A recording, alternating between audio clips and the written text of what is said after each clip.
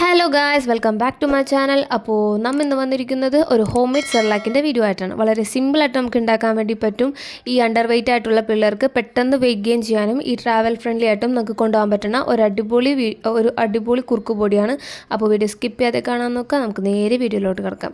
നമുക്കിതിലോട്ട് ആവശ്യമായിട്ടുള്ളത് അവൽ, കടലപ്പരിപ്പ്, കശുവണ്ടി, ബദാം, കപ്പലണ്ടി, ഇത്രയും സാധനങ്ങളാണ് നമുക്കിതിലോട്ട് ആവശ്യമായിട്ടുള്ളത്. അപ്പോൾ ആദ്യം തന്നെ നമുക്ക് ഒരു പാൻ വെച്ച് ഒന്നെങ്കിൽ 6 kg ബട്ടറോ ഇട്ട് നമുക്ക് ആദ്യം തന്നെ അവലൊന്ന് മുരിയിച്ചെടുക്കാം.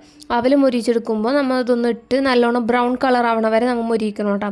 ഇത് നല്ലൊരു ഹെൽത്തി റെസിപ്പിയാണ്. അപ്പോൾ എല്ലാവരും എന്തായാലും ഇത് ട്രൈ ചെയ്ത് നോക്കണം.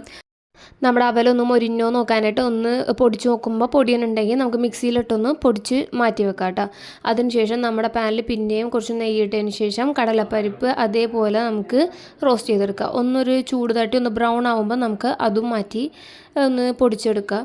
അതിനുശേഷം നമ്മൾ പിന്നെയും പാൻ വെച്ച് കശുവണ്ടിയും ബദാമും കൂടെ ഇട്ട് ഒന്ന് റോസ്റ്റ് ചെയ്തെടുക്കുന്നതാണ്. അതിലോട്ടും 6 kg നമുക്ക് കുറച്ച് കഴിഞ്ഞിട്ടാണ് ഒഴിച്ചത്. ഒന്ന് ചൂടായി കഴിഞ്ഞപ്പോൾ നമ്മൾ അതിലോട്ട് പിന്നെ 6 kg ഒഴിച്ച് നല്ലപോലെ ഒന്ന് റോസ്റ്റ് ചെയ്തെടുത്തതിന് ശേഷം നമുക്ക് അതും പൊടിച്ചെടുക്കുക. ഈ എപ്പോഴും റാഗിപ്പൊടിയൊക്കെ തിന്ന് മടുത്ത പിള്ളേർക്ക് എന്തായാലും ഈ സാധനം ഭയങ്കരമായിട്ട് ഇഷ്ടപ്പെടും കേട്ടോ. കാരണം പിള്ളേർക്ക് ടേസ്റ്റിന് ഡിഫറൻസ് വരുമ്പോൾ എന്തായാലും ഇത് ഇഷ്ടപ്പെടും. ഫുഡ് കഴിക്കാൻ മടിയുള്ളവരും എന്തായാലും കഴിച്ചോളും. അപ്പോൾ നമ്മുടെ കശുവണ്ടി ബദാമും നമുക്ക് ഇതേപോലെ ഒന്ന് അടിച്ചെടുക്കുക. അപ്പോൾ അതിൽ തന്നെ നമ്മൾ ഏലക്കയും കൂടി ചേർത്തിട്ടുണ്ട് ഒരു ഫ്ലേവറിന്. അപ്പോൾ ഏലക്കയും കൂടി ചേർത്തതിന് ശേഷം നമുക്ക് പൊടിച്ച് മാറ്റി വെക്കാം. അതിനുശേഷം നമ്മൾ കപ്പലണ്ടി എടുത്തിട്ടുണ്ട്, ഒരു പിടി ഫുള്ള് എടുത്തിട്ടുണ്ട്. അതും നമുക്ക് ഇതേപോലെ ഒന്ന് റോസ്റ്റ് ചെയ്തെടുത്തതിന് ശേഷം പൊടിച്ച് മാറ്റി വെക്കാം. ഇത്രയേ ഉള്ളൂ. വളരെ സിമ്പിളായിട്ട് നമുക്ക് ഉണ്ടാക്കാൻ വേണ്ടി പറ്റൂട്ടോ. ഇതിലോട്ട് നമ്മൾ പഞ്ചസാര ഒന്നും ആഡ് ചെയ്യേണ്ട. പിള്ളേർക്ക് ഞാൻ ഒരിക്കലും 1 വയസ്സ് വരെ പഞ്ചസാര റെക്കമെൻഡ് ചെയ്യുകയില്ല.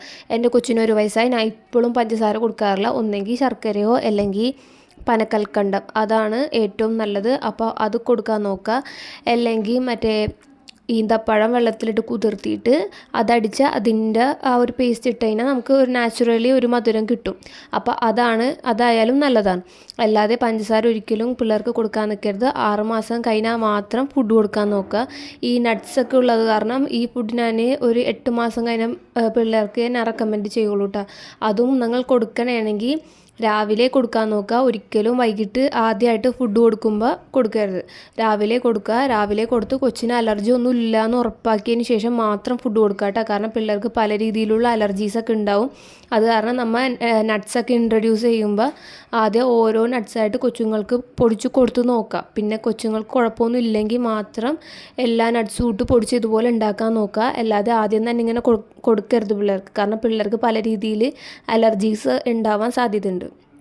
അപ്പോൾ അതിനുശേഷം കപ്പലണ്ടിയും നമുക്ക് ഇതേപോലെ പൊടിച്ചെടുത്തതിന് ശേഷം ഒന്നെങ്കിൽ നല്ല ടൈറ്റായിട്ടുള്ള ഒരു കണ്ടെയ്നറിൽ നമ്മൾ ഇട്ട് വെക്കണം. വെള്ളം ഉള്ള സ്പൂണൊന്നും ഇതിലിടരുത്, പെട്ടെന്ന് ചീത്തായി പോകും.